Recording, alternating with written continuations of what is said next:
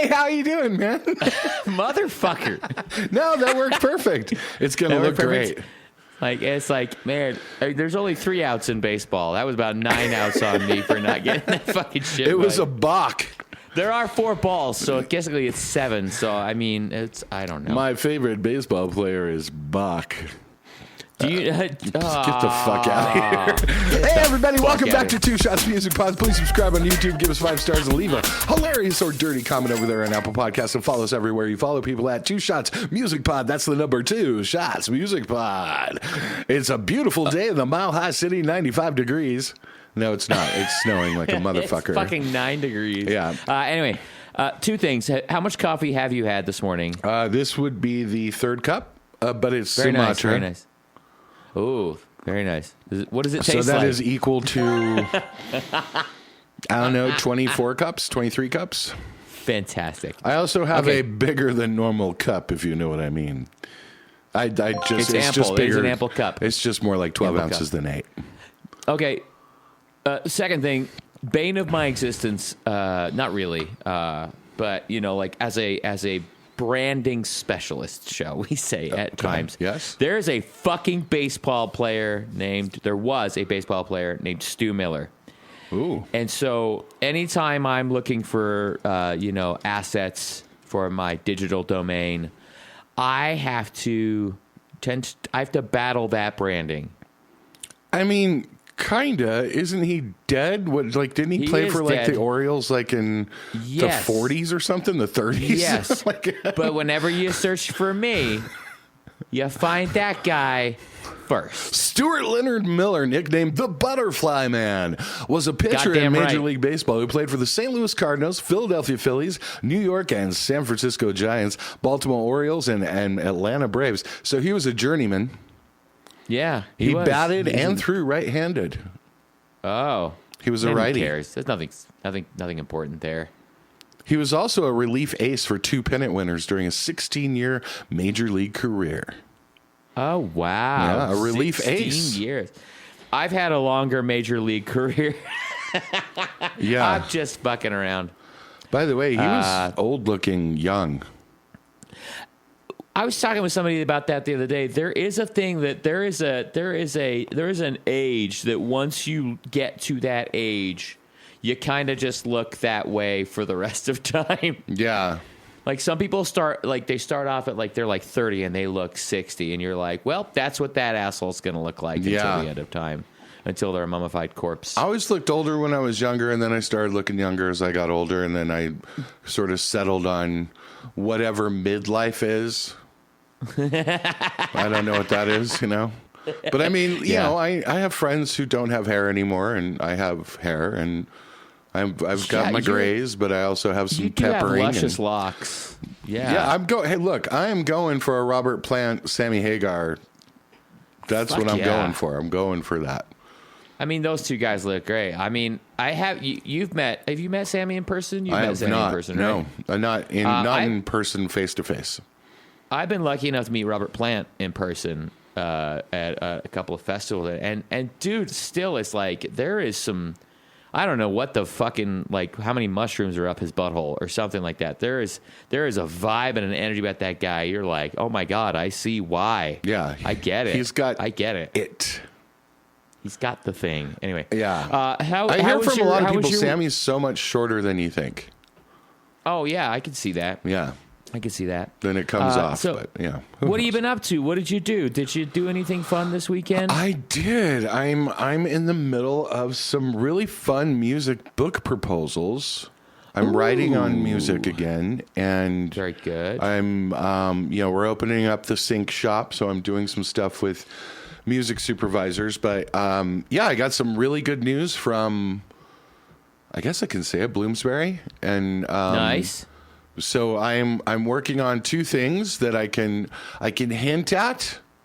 One is okay. I'll give you the first hint. It starts with Alice in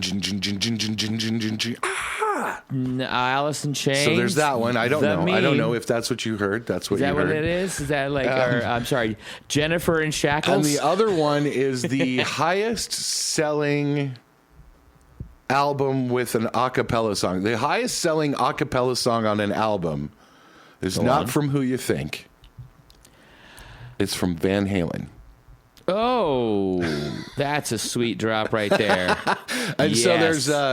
This is 6 months to a year kind of stuff that's going on here, but nice. As is everything in the music industry. Yeah, and publishing is no different. Like music or book publishing it's going to be a long lead time on both of these things, and we'll see exactly how it all folds out. We're in proposal mode, but like I'm in multiple chapters and all that kind of stuff already, and that's fantastic. It's really fun because I get to delve into two of the things that I absolutely love.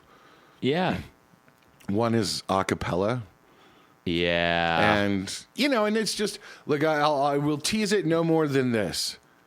It's very possible that a cappella is the very first communication of the entire human species.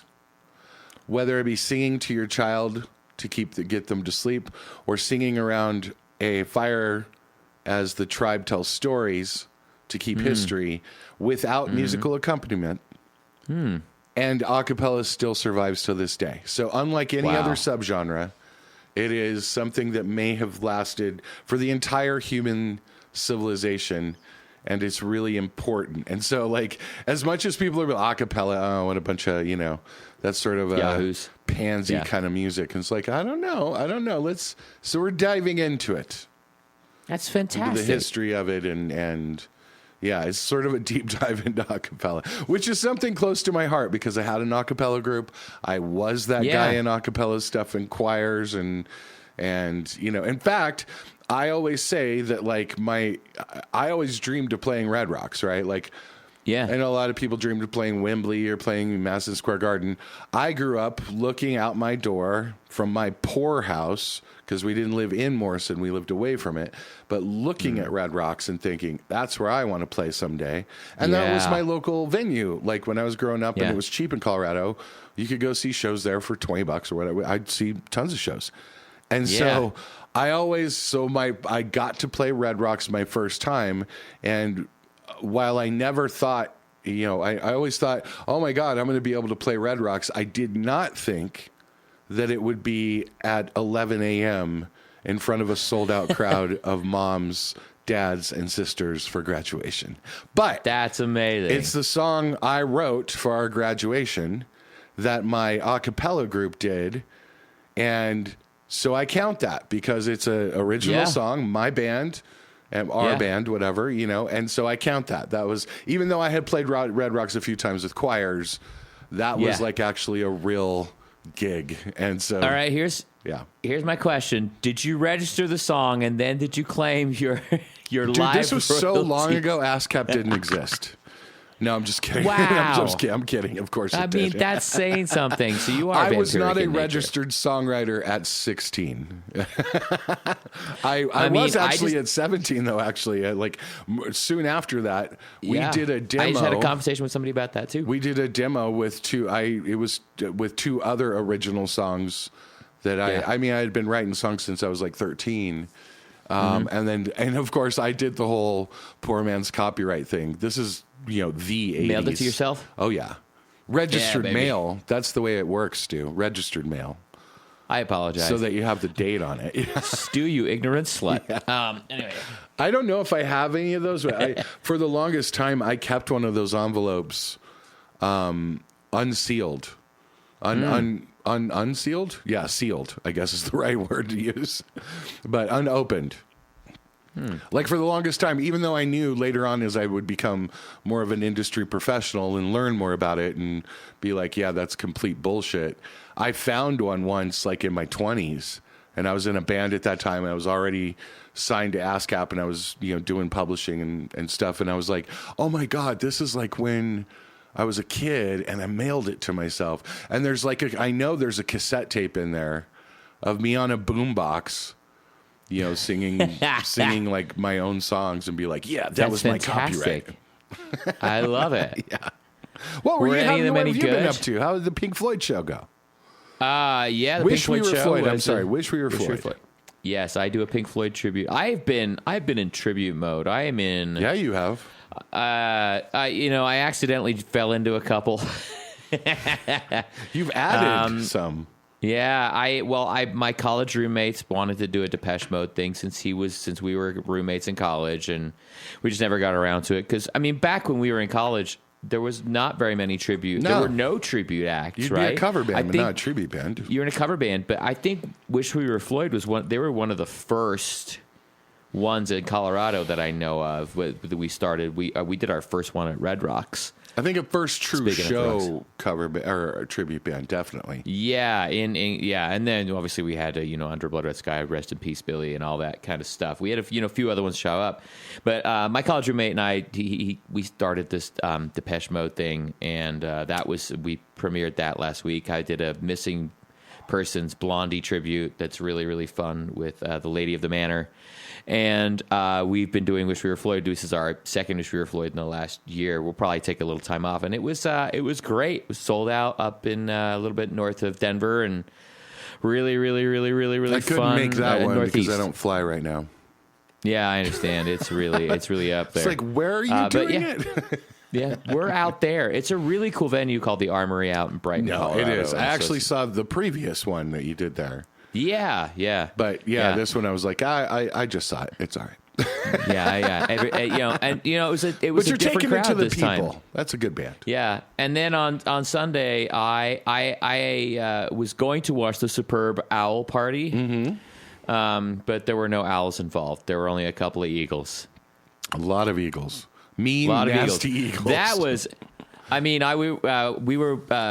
was working on something with one of the bands I am the director of, shall we say, because the only day I could get everybody together was a Superb Owl Sunday. Really? So we had the drummer and I were watching kind of on our phones while doing work stuff and like, holy spankings, Batman. But I did watch the Superb Owl halftime show after the fact. Let's talk about it. Kendrick at the Super Bowl, because it's time for Music Biz Bits. Yes, it is. So tell me, just give me your. I'm a big Kendrick Lamar fan already, and I want your opinion on this before I jump all over it. I go back to K. which was Kendrick's like original name when he was like sort of a SoundCloud rapper, and so. I've always kind of gotten what he's doing, what he's laying down, and know him as a what I call a poet rapper.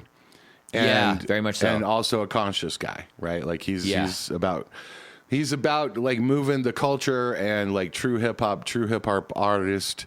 I think I remember when he won a Pulitzer, and I was mentioning it, and everybody was like, "Man, why are they giving out Pulitzers to rappers?" And I'm like, "God, you just don't fucking get it." Like, And to a lot of people's credit, there are a lot of people that did not get the halftime show, as we saw on TikTok. A lot of older white people, they were like, "Give me can't be Aerosmith or maybe like a rock band. Like, why won't Metallica ever play it? I mean, they're Janet Jackson or And look, the halftime show. I will agree with that point. Halftime show until now has been about uber corporate entertainment. Yes. Put your melody together, put Katy Perry on a, 22-foot high gargoyle fucking horse, whatever, and ride her through. A dark horse, if you will. Have Lady Gaga fly down from the top of the arena. It's supposed to be over the top. I still think, even after this show, Prince is still number one to me. Absolutely. Because if you can control the weather, you win. If you get purple rain and you have rain that's in the purple lights, you win. So, and Miami and that whole show. However, Kendrick, as he always does, was making art, and he was doing it in the way that really artists used to do. The best of artists, Shakespeare or opera, where you are making fun of the culture and taking shots at power, using your own power by entertaining, and there is haterism in it. I cannot believe how well he pulled off Not Like Us. I agree. And even without exactly. And I know that was the big burning question. I've had people that have asked me personally, how's that going to affect the lawsuits? Drake, to be fair, Drake has not sued Kendrick for libel. He has sued UMG. Yeah. Basically for not running numbers for Kendrick more than they ran numbers for Drake. It's such an inside baseball lawsuit that it's like they're not even arguing about whether they've been running streaming numbers and promotion campaigns. Yeah. It's just how come you ran them more for him than me. It's not even Degrassi, you bitch. We're not even arguing whether payola is happening. It's just like his payola was better, you guys. I find it hilarious that it was the afternoon in Australia and Drake was awake and as far away from America as you can be. I love that. I mean, look, this is in the vein of Tupac, and I am a Tupac fan, and I think Tupac would have been fucking proud of this show. Yeah. In so many ways. Of like, not only am I going to do it, but I'm going to wink at the camera. I'm going to tell you I'm going to do it. And then I'm going to say, I don't know, maybe I won't do it. And then I'm going to do it. Yeah. And not just one line. He did half of it. Mm-hmm. And to hear 80,000 people scream A minor just... Yeah. It brought a tear to my eye. It really did. What did you think about it? First off, from a perspective of just sheer spectacle, it was insane. I mean, it always is. But the fact that there was that, like, I had to watch it 3 times to get even an eighth of what was going on. Yeah, I'm still learning it is today. Layers deep. Yeah, yeah. I mean, and it was so. I mean, if you're not a hip hop fan, I understand. It may not translate quite as well. And also, I heard the vocal was down live. The audio, every halftime show, the audio is fucking shit. Yeah, really hard to do, and harder with a rapper. Well, we were talking about. I remember what festival it was. We were watching, and the audio was fucking great. Yeah, we were Glastonbury, watching it live. And it was Coldplay. Glastonbury, that's what it was. Yeah.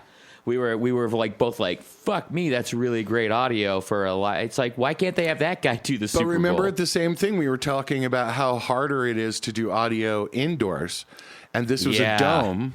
Yeah, and that Glastonbury was outside, and where a lot of mixers would prefer to have no ceiling. Yeah. It was it's a very difficult job, and God bless the guys that try. Yeah, you gotta try. I've been, but I mean, the refs peaked.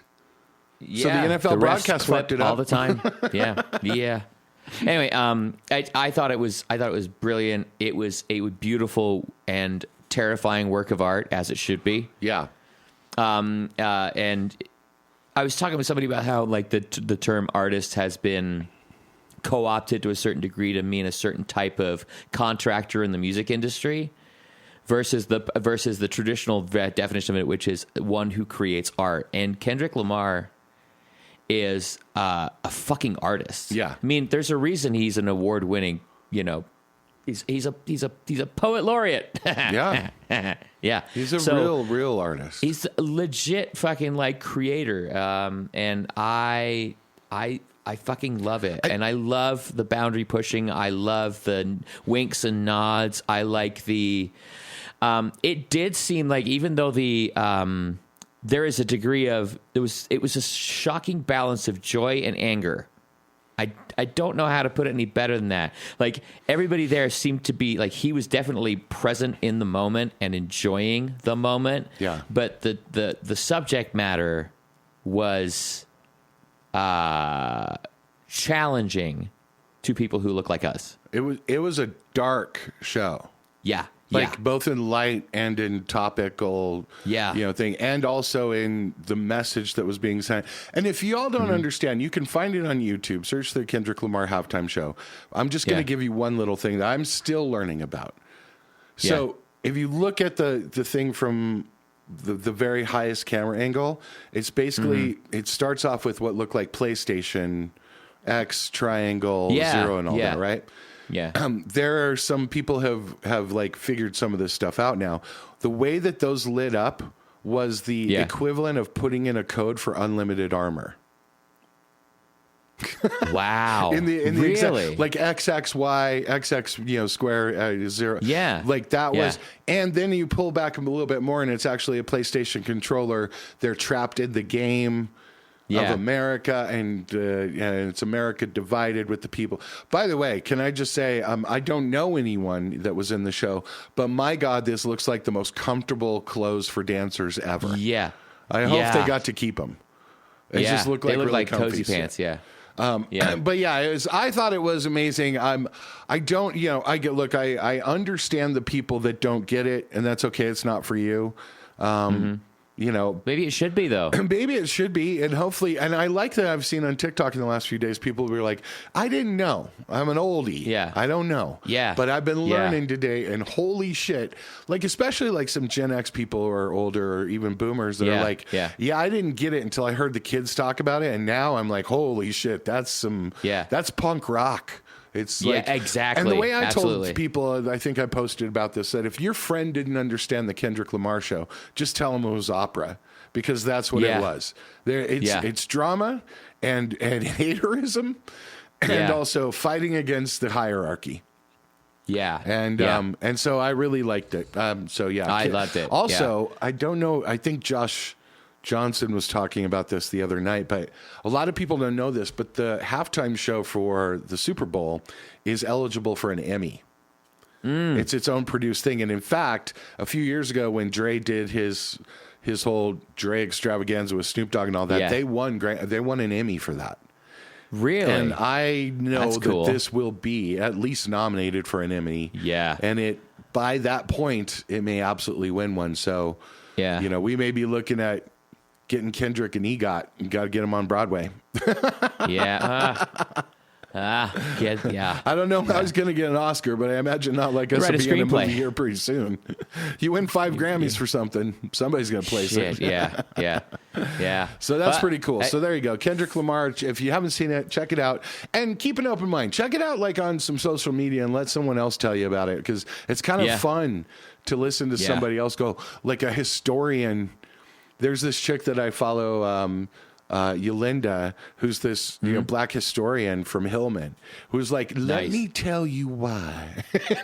She's just like bullet point, bullet point, bullet point, bullet point. Wow. I was like, oh my God, I didn't even catch that. And she's like, they're going to teach classes about it.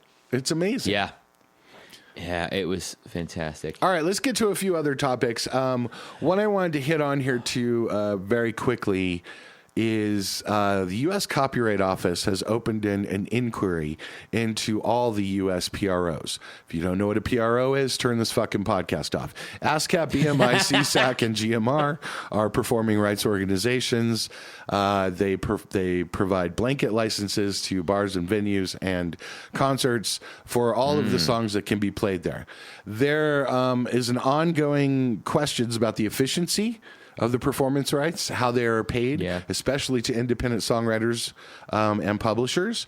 And also, there is a group called MIC, the MIC Coalition, which has brought like radio and television broadcasters together and other music users, like restaurants, bars, stores, health clubs.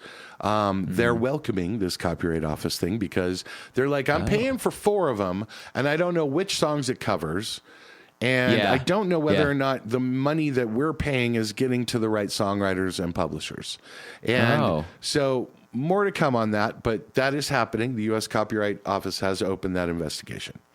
And I think that's interesting for a lot of parties, because the idea of a blanket license regime for a lot of PROs has been challenged.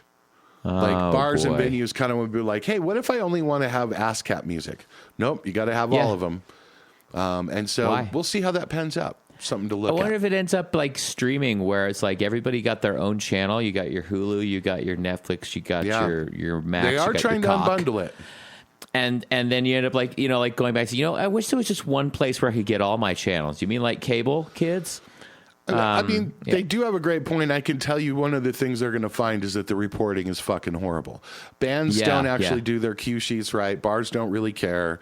ASCAP doesn't come around. BMI doesn't come around. You don't actually turn in every night. You certainly don't put in all the overhead music as well as the live music that was played.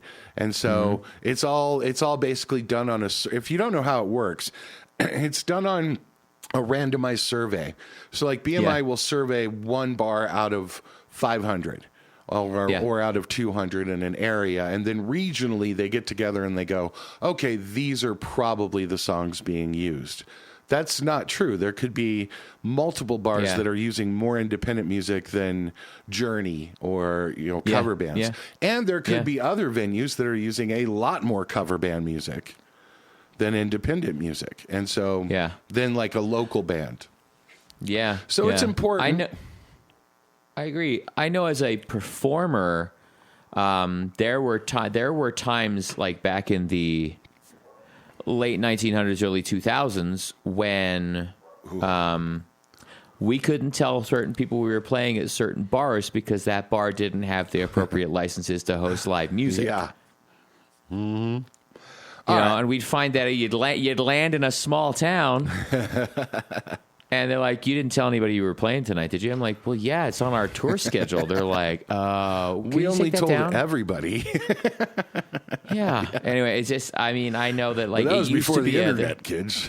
Yeah, exactly. But I mean, even now, I'm sure people are playing like various, like there's a guy down at the acoustic coffee shop. That's run by Ma and Pa Clampett. That don't know they're supposed to be paying that royalty to host live music. Yeah, and like, but you can even have a thing like a corporation like Starbucks that pays into all of them because they play overhead music.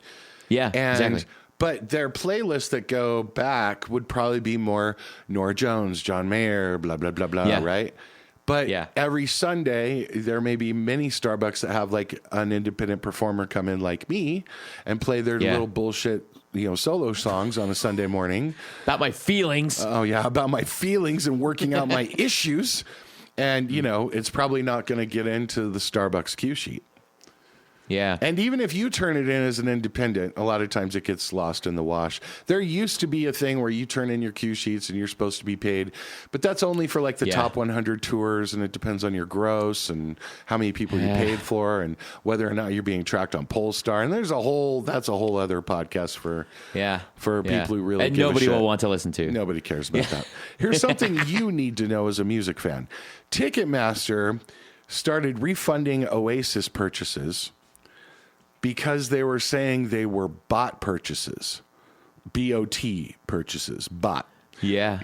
This is happening a lot now with big international tours. It's going to happen with Ozzy and Black Sabbath and with people that are buying tickets to a show thousands of miles away, right? You're buying a ticket. You live in Wisconsin. You buy 4 tickets to an Oasis show in England. And then, of course, the next thing you do is buy airfare for you and your 4 friends and try to get on Airbnb and try to get a place to stay. Yeah. And Ticketmaster fires back and goes, hey, this didn't look like a real purchase. And they refund the ticket, so you lost your ticket. Jesus. Then they send you, now Ticketmaster I'll do both sides here. Ticketmaster is sending them basically a document to fill out to say who they are and how they purchased it, which goes back to the tour promoter to decide whether or not they're a real person. But in the interim, you have people that are out $4,000 and have airfare just hanging on the line and then do not feel comfortable that even if they prove it, can they get the same seats back? Or were those tickets released back in? You're going to see this, and I can tell you where this comes from. It comes from dynamic pricing. This comes from the AI they're unleashing in Ticketmaster. And it is fucking horrible. And of course, the Department of Justice is now being dismantled. So all of the antitrust stuff going against Ticketmaster and Live Nation is probably on hold. And it is horrible for consumers. So be careful out there. Yeah. I don't have an answer for you. Other than you may get caught up in this, and there is no good answer for you. It's funny. I was going to. Although I don't think you should buy tickets to Oasis no matter what. Yeah, we were debating because we're going to be in the UK Go bet right baseball. around the time. Yeah, we're gonna be in the UK right about the time that's all happening. I know I've got friends, some good friends. We've got friends that we know who have bought tickets and we're planning on traveling. I don't know of anybody that's had the refund happen yet, but God, what a fucking weird ass time. Yeah, we don't believe you're who you are. Like everything is just. Yeah, confusing. and then you got to prove it by filling out paperwork, and like, of course, then you get sent that, and you're like, wait a minute, this is a phishing scam. Yeah. Why would you believe exactly. that? All right, one more Exactly. piece of news. There's a Jimi Hendrix lawsuit with Sony, and it is basically the Noel Redding and Mitchell estates, which are the other members of the Mitchell. Jimi Hendrix, the Hendrix Experience is the name. That's the legal name of the band, the Jimi Hendrix Experience. Through their UK-based companies, they claim that they control the rights in relation to the Jimi Hendrix Experience recording catalog. And here's what's hilarious about this. So they're all fighting Sony. Sony basically says when they were alive, Redding and Mitchell basically signed off. They got paid off. They signed some sort of agreement that said, hey, Jimi Hendrix owns everything. We got paid our money. He was the sole songwriter. And so any claims to rights or royalties, and rights meaning name and likeness as well. So like they don't participate in any of the poster money or any of the T-shirts and all that. And that also means all the streams now and the videos and things. Yeah. They basically the estates basically say no, that's not what happened. They were signing off something that basically said Jimmy. It still wrote the songs or whatever. Here's what's hilarious about this. Every single person involved in this lawsuit is dead. Yeah. Jimi Hendrix, Redding, Mitchell, they're all dead. These are estates fighting other estates, fighting Sony and people that never even knew Jimi Hendrix or his catalog or worked Jimi Hendrix music. This is all legacy shit coming to roost. Yeah. What, 50, 60 years later, I think Jimi Hendrix died in the 71, 72, whatever it was, 70 something. Yeah. And like, it's just 70. He died in 1970. He died before I was born. That's how old this is. All of these people are dead. And it's the estates fighting on the behalf of dead people. And they just all want their money. I think it's hilarious. I don't think they're going to win. I think Sony's going to win this one. Yeah. But it's something to pay attention to if you're in a band. You're a bass player, you're a drummer or whatever, and you have like sort of half-hearted, loose agreements with, the singer and the songwriter or whatever, and you don't have your shit together because you're a young band or whatever. This is what happens to your kids if you don't get your shit right. Yeah. So that's why I'm bringing it up. This is what happens eventually if you make it and you have some sort of notoriety. The corporations take over, the estates take over, and now you're. And this is it's not even their kids; it's their fucking grandkids. Yeah. They'd be like, "I'm Jimi Hendrix's granddaughter." Yeah. Oh boy. Yeah. So. Oh boy. There you go. So get your shit in order. What is your shit in order? Get a band agreement in place. That you're going to, especially if you're like, oh, hey, we kind of, all the money we played on our gigs, that kind of went into recording. So do we own part of the recording? Yes, you do, if you have it on paper. Now, songwriting is a different animal. You got to kind of agree to that and register it that way. So, but anyway, that's all dead people are fighting with each other in court over Sony. Zombie you know who court. wins in this case? Nobody. The lawyers. Yep. Yeah. Oh. I really should pass the bar. Yeah. Maybe so. It's time. All right, let's move on to Turn You On, baby. Oh, yeah. This is where Stu and I have listened to 2 songs this week, one old, one new, and we want to turn you on to some cool music for your ears. Yeah. You want me to go first? Yeah, why don't you do the new song? Because I was let's just talk about like I was lamenting my algorithm is not as pleasantly curated when it comes to listening to new music as yours is. It's just hard. This is a really bad week for new music. Yeah, it's just a really shitty rough one. time. Well, February's bad anyway for music. It just is. Yeah. There's a lot going on. Yeah. Everyone's still coming back from, being in the Mediterranean over the holiday. It was me, for sure. Real musicians, but yeah, it's just a really weird time, and especially the bands that are putting out music right now are really shitty at it, so they're not tagging it right. That's why it's not getting to you. So there you go. That's why. Yeah. So mine is the Tisburys, and it's a song called Forever, and we will have the links all over here. If you're watching on YouTube, the link just popped up. And if not, it's going to be in the description too. This is a band out of Philly. I believe this is their second record, at least. But this is the album's called A Still Life Revisited, recorded at Dr. Dog's Mount Slippery Studio. Everybody knows about that one in wonderful Philly.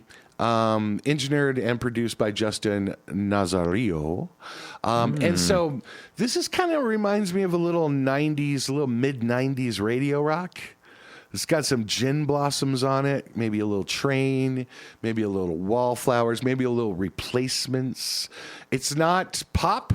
It's kind of rock, and it's got... So I wanted to put this in there because this is just sort of straight ahead, right down the middle, sort of alt-rock kind of music. There's nothing daring about it. There's nothing like... dangerous about it, but it's good and it's solid. It's and pleasant. It's kind of suburban rock that can work in the cities. And they're not young lads, as you will see, which is good. Yeah. And I think I want to point that out is that this is really good music for people that aren't like looking for something that is, a lot of times we're looking for something that blows us away and kind of takes us out of the norm. But there needs to be a norm to have those things exist. And this falls into that. It is very mainstream, and it could be much more mainstream if they have more promotion on this. So the song is called Forever. Pretty cool chorus and pretty cool guitar tones on it, I thought. The Tisburys out of Philadelphia. What do you think? I liked the song. I can barely... This is going to sound bad. No, that's all right. It was really pleasant while I was listening to it. I don't remember much about. I had to listen to it again to kind of get back into it again. I really like the harmonies in the chorus. I like the production of it. But it's kind of it's the song I would put out if I was just starting to wake up the algorithms again. Yeah, you know what I mean. It's a good lead. So, yeah, it's a good lead single, and so I liked it, and I also like that they seem to be a slightly they're not 22 years old. These guys clearly have other shit going on. Yeah, it's a fun video. Kind of reminded me of the Separate Ways, Worlds Apart video a little bit, and it's definitely it was Atlantic City, I think, and if I remember correctly. And it's kind of a fun little jaunt. It's pleasant. Yeah. I enjoyed it. I thought it was well produced. It sounds good. It could definitely be a little bit of an earworm. I personally would have loved if they'd released this song in the summertime. Again, this is a problem with some independent bands. It's bad A&Ring. Yeah, and not for any reason. They wouldn't know otherwise. They're like, this is a good track from our album. We're going to put it out. We're coming out with our shit. Yeah, but it just does not make sense in the doldrums of February. Yeah, it would have been. It's a sunnier song. It's a road trip song. Yeah, it's it's a drinking beer on a Sunday song. It's a cool song. Yeah, I liked it. Like, it's not going to pull you out of your depression in February. No, it's a song that I want on a party while I'm drinking fucking White Claws in my backyard. Yeah. And I mean, this is the reason why I'm pointing this song out. And if the Tisburys hear this, you can reach out to us if you would like, some to bitch at us a little bit more about this. But what I am just bringing this up is that there is nothing wrong with being who you are. And I love that this song is very representative of who they are right now. I've heard their previous stuff. And it was a little bit more edgy. And this is trying to move into a little bit more like sort of pop sensibility, alternative rock, and just kind of straight ahead, verse, chorus. But the tones on it are sort of underrated. It's very good. Really that's why I mentioned sounding. the engineering and producing. Justin did a very good job on this. for the genre that it is. And so there's nothing wrong with that. You don't need to be a punk band if you're not. You don't need to be industrial if you're not. Yeah. And there needs to be this kind of music, so I wanted to point it out. Yeah, I liked the way it's produced. I liked where everything sits. I liked I was watching the video, so I'm getting a little bit of the cross-pollination between. It wasn't simply an audio experience for me. I also had the visual that's going on. But it looked like the guitar player was occasionally playing with his fingers and a pick, and I don't know if I actually heard that in the recording. Yeah. But I did see it in the video, so I'm wondering, like, because some of the choices that were made, there was a little bit more, how do I put this without sounding like a complete cock? A little bit more of that, like Jimmy Page type of, shit on it. It wasn't perfect and pristine. It had the zhuzh, the sex on it. Yeah. And also, which I like that. Boy, did they set that mic up about 20 feet away from the amp. Yeah, it's There's on. room in that mic. It's on and over there. Yeah, and I'm sitting next to my 100 water right now. Which, if I was going to mic this, it would be in the room across the hall. Yeah, exactly. Yeah. So I get that. I love loud and I bet amps. they're a great live band. This is another thing where I listen to this and I'm like, I bet this is a little faster. I bet this is a little like gruffier when they play it live. Because I'm sure that it came out of playing live and was like, yeah, that's a solid fucking song. And then you start getting in the studio and you're like, okay, let's nail down a BPM. And suddenly it gets a little tamer. And that's okay. Yeah. That's what it should be recording wise. So yeah. But that's why we bring it up. So check out this song. Tell us what you think. Email us. 2ShotsMusicPod@gmail.com or just hit us on a DM. Slide in those DMs, bitches, at 2ShotsMusicPod. All right, let's get to the old song. Older song. This is an older song. This is from the 1900s, shall we say. Yes, let's say. This came out of me. I learned a bunch of Missing Persons song for a tribute I did a couple weeks ago. And the guitar player in Missing Persons is a guy named Warren Cucurello. And I was unaware. I mean, I was aware, but that he was a member of Duran Duran for a while, from like the late 80s to like the mid 90s, I think, right around there. And so in 92, they released a song from their self-titled wedding album. I put that in quotation marks. It's actually not called that, but there's a couple in wedding attire on the front cover, called "Ordinary World," which is a ballad that has a fucking incredible guitar solo played by one Warren Cucurello. Absolutely fucking brilliant solo. But I just wanted to get everybody back to this fucking beautiful song. It's a really gorgeous ballad from that album. It's one of the first, I think, examples that I know of a home studio recording. Yeah, it's notoriously a bedroom recording. Yeah. That they were working on with a bunch of drum machines and sort of synth pads and building and then throwing it back over to vocals and throwing it back over to harmonies and then mixed elsewhere.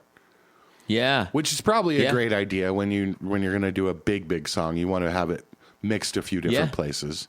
Yeah. And I mean, you're talking about, that means they were probably producing it in 91. And I mean, you're talking about a real early ADAT kind of stuff, how you do that in a bedroom. Yeah. The other thing that I found amazing about this, I love this song when it came out. I was working in a strip club when this came out. Yeah, of course you were. And I was a Duran Duran fan, and this to me was a comeback. This was, don't call it a comeback, but Duran Duran had fallen off. In the early mid 80s, they were ruling the world. And then towards the late 80s, I mean, it was metal and hair metal and all that kind of crap. And Duran Duran then it was U2 and they fell off a little bit. And the album before this was just horrible. I can't even remember the name of it. It was not great. I think it was universally panned. And the interesting thing about this song is it was released as a single. Mm-hmm. It wasn't part of the album at first. They weren't going to do an album. It was just going to be a single. And it got leaked to a radio station in Florida or something. And they played it and everyone was like, oh, new Duran Duran. And And then the dog was out of the barn, and so they had to the horse was out of the barn, so they had to actually like follow it. I mean, they were working on the new album, but this wasn't a planned release as part of a release pattern. It was just sort of leaked and then kind of rushed. And then when they got to like Come Undone and all the rest of the stuff, the album took off because it was like, oh, Duran Duran is back. These are great songs. I will also mention there was a song at the same time that came out hold on, I want to look it up because I know I'm going to fuck up the title. But it was an Adam Ant song that came out in 92, I believe. And, oh man, I probably can't find it. Was it Persuasion? It was the album called Persuasion. But there was a song that came out where Adam Ant came back at the same time that Duran Duran did. And both of these videos were in huge rotation. Boy. And it was kind of like an interesting thing that happened at the same time. But anyway, this song is fantastic. You should go listen to it. Ordinary World. It holds up today. Yeah. Simon Le Bon's voice is great. The harmonies are great. And that lead line. Yeah. Just a bug. And so did Cucurelli play that as well? Cucurelli played that, yeah. Okay. Yeah. That's kind of cool.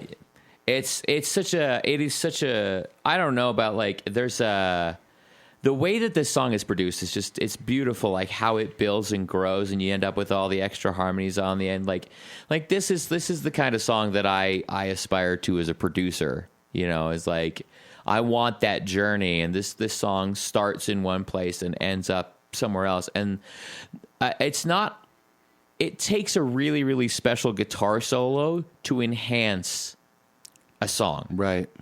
To make the song, to elevate the song. And when they come out of the vocal bridge into the big solo, and this is on the album version. There is a single version that isn't quite as it was rushed, journey-ific. Yeah. It's a little bit. It feels a little bit tighter to me personally. But listen to the album version. It's really like the lead line really soars in that one, and it's like one of my favorite things. And it's like literally a thing where I may have damaged my ears listening to this song super fucking loud at many points in my life. Yeah, there you go. That's my old song. Well, it's a fantastic song. Well done. I like it. Thank you, sir. And that has turned you on. So go listen to the Tisburys, Philly's own. Forever is the name of that song, and also Duran Duran. Stu and I's maybe top 5 favorite band. Yeah. Ordinary World and Simon Le Bon still looks great, and Shut the Fuck Up. We love everybody, John. And so, Duran Duran. That's the one. All right, everybody, let's get to the Sync of the Week. Yeah. Stu, it's time for Sync of the Week. Yeah. I would love to hear your Sync of the Week. Okay, so you turned me and the lady onto a show. I usually do turn you two on. Hey, what's up? Yeah, what can I say? That's the third time I've purred today. I apologize to those of you that are, like easily aroused. It's so good this isn't on video because we're both naked. Yeah, exactly. These tits were made for radio. Anyway, you turned us all onto a new show called Paradise on Hulu, which is Dan Fogelberg's new, I think, he was the creator of This Is Us, I believe. Let me make sure that Dan Fogelberg? Is that true? Yeah. I'm pretty sure. The guy who sang Longer Than No, that is Dan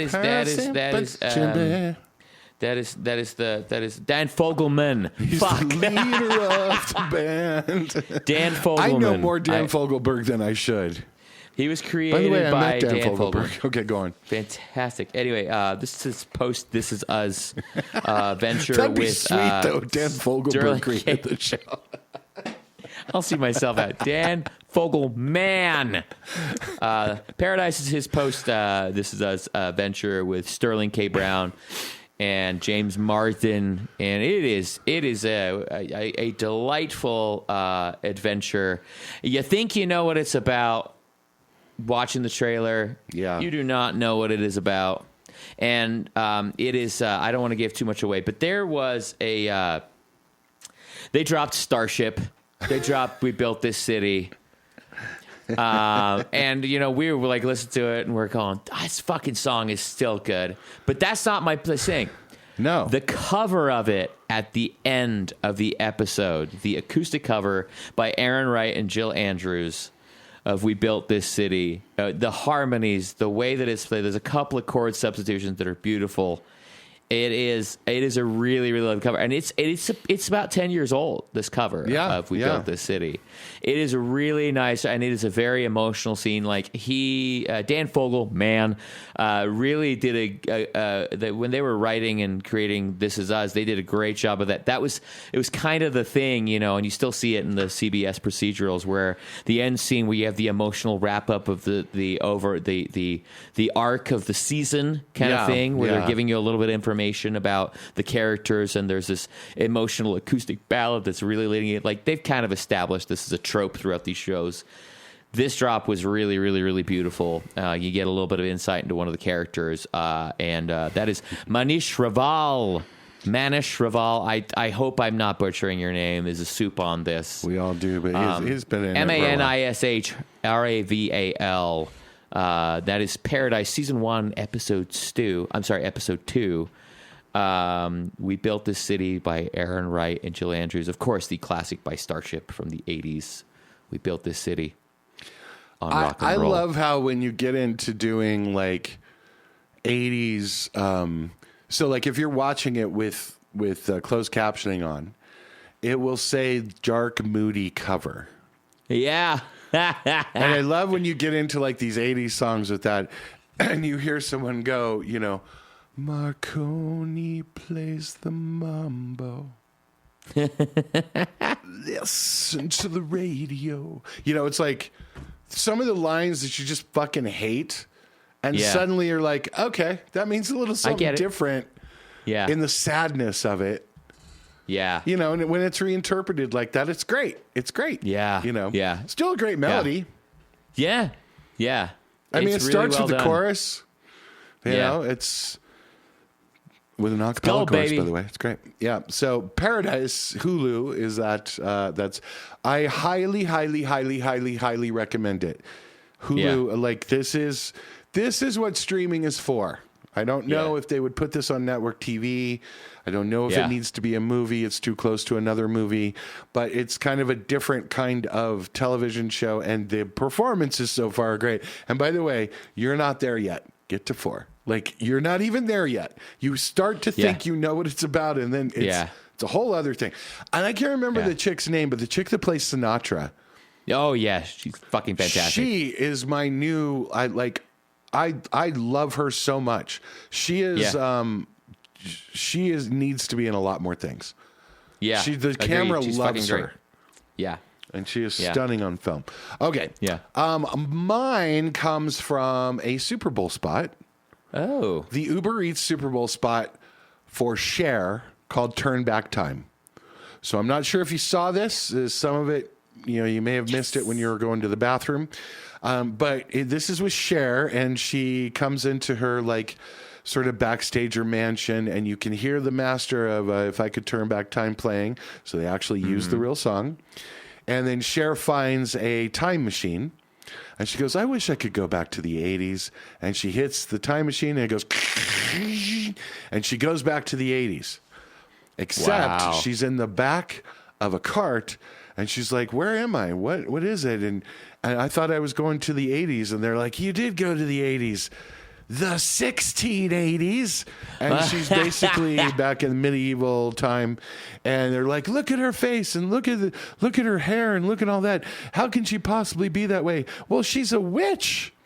She's a witch. And so they put her on a stake to burn her. And she's like, I'm not a witch. I'm an icon. And they're playing Turn Back Time with like medieval Baroque instruments with like a lute and a flute. And so like as a music publisher, I love when they do that sort of thing. When you have, You play the song, the real master, so the record company gets a little bit of the money too. But you also get like a reinterpretation of the classic song, and it's sort of Cher making fun of herself. And we're gonna post the clip. I would like to remind you that Cher is 78 years old when you see the clip. Yeah, it's kind of insane. Shit. Yeah, she looks amazing still. Like whoever's doing her work. We should all go get work done there because they're doing it right. Yeah. She don't look weird. She doesn't look that's just weird. from good living. That's good, clean living, Michael. That's not. There's no work done there. Whatever. That's just a clean diet. Cher did so much coke in the 80s. You have no idea. Which is fine. You know, I'm just saying, but she is 78 and she is still. She looks like the chick on the Navy ship. Still. Yeah. And good for her. That's what you do as a performer. Hey, spend all the money. Anyway, creative directors on this, James Sexton, Harry Neville Towle, and the music supervision was done by Level 2. So all of you people that are following along at home on your bingo card for music supervision, you will understand that is how you pitch to advertisers. Yeah. You go to the CDs, and then you get the music supervision. There's a lot of people that make the choices on ads. This is the kind of ad that the choice is probably made from the actual pitch. Yeah. Uber Eats went to the creative agency. The creative agency went to the whatever, and they were like, we're going to use your best song, and it's going to be Cher. It's all negotiated up front. It's not like the music supervisor goes, what song should we use? You know? But those are the people who pull this shit off, and you want to get into their river of music. So there you go. Cher, Uber Eats, Turn Back Time. Well done. That's a good place. That's a good pick. Good pick. Great song. I like to throw them out there every now and then just to remind you, advertising money's so good. Okay, let's get into last call. You'll have to stay here, but you can't go home. I don't remember how it goes. That's perfect. You don't have nailed to go it. home? Yeah, I think that's perfect. No need for an go edit home, there. But you can't eat at this bar. I would like to shout out Rocky Ramjet, who is now home. Made it home. Yep. If you've been following this podcast, one of our favorite musicians in Denver and personalities and person, he's a bass player. Yeah. Rocky has been going through a rocky period, and he is now out of the extended care of that and back at home with his lovely gal. And saw some friends that went and watched the Super Bowl with him down at Locales. Nice. And so, yes, this is a very good thing. Yay for Rocky. Yay. I love it. I would like to shout out two guitar players. One is Don Brown, who's currently the lead guitar player for Duran Duran. He's amazing. He's a very, very nice, kind human being, and he plays a mean guitar. And to Cher's guitar player, Joel Hoekstra. He is also a badass. And I shout out both of you. You're lovely, wonderful humans. Thanks for holding the brand of shred up. Amen. Hoekstra's still a god. Amen. I love that. Anyway, there you go. That's I'm shouting out today. All right, and that wraps it up for us, everybody. We hope you have a great week. Reek. Anybody watch Game of Thrones? Okay. I did. Remember to subscribe and hit that bell on YouTube. It really does help the channel. They'll throw us a follow on Spotify. Give us 5 stars. Have a silly comment over there on Apple Podcasts. And follow us at 2ShotsMusicPod. Until the next time we talk to you, write a great song. Take care of someone else and be warm. Yeah. Drink your water. I did. Oh, okay. Thanks, buddy. Okay. Well, we love you. Have a fantastic week. And let's hear some great music. 1, 2, at 2 Shots Music Pod, wherever you find shit. Goodbye. Yeah. Ow. Bye. Bye.